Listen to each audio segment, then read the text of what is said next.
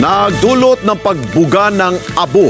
Ito pong naganap na moderate explosive eruption dyan sa Bulkang Kanloon noong 9 ng Hulyo. Nalabis na nakaapekto ito sa mga kababayan natin dyan sa Canlaon City at mga karatig na lugar sa Negros Island.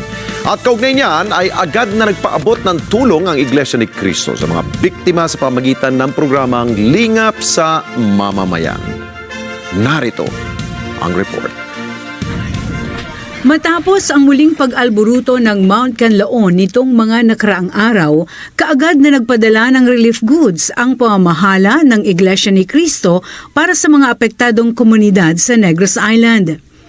Bilang pag-alalay sa pagbalik ng mga residente sa kani-kanilang hanap buhay at pag-aaral, nagpaabot ng tulong ang Iglesia ni Cristo sa pamamagitan ng proyektong Lingap sa Mamamayan sa pakikipagtulungan ng FYM Foundation.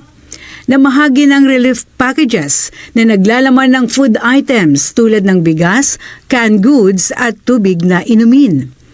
Kabilang sa mga nilingap ang mga residente sa mga barangay ng Binalbagan, Malaiba, Mabigo, Lumapaw, Bayog, Panubigan, Aquino at ilang bahagi ng Linothagan at Masulog.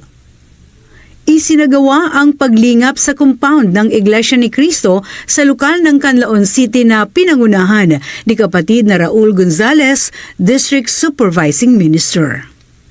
Matatandaang noong Marso ay nagbuga ng makapal na abo at asupre ang Mount Canlaon. At nitong Hulyo 9 ay muli na naman itong nag-alburuto na nakaapekto sa maraming residente dahil sa ashfall na puminsala sa mga pananim sa buong Negros Island. Umabot pa sa ilang bahagi ng Cebu ang abo na ibinuga ng bulkan. Sa tuwing nananalasa ang ganitong kalamidad, agaran ang pagtulong ng Iglesia ni Cristo upang ipagmalasakit ang mga apektadong komunidad. Pagpapasalamat naman ang paabot ng mga residente sa tulong na kanilang tinanggap. Laila Tumanan para sa Mata ng Agila, matatag, matapang, matapat.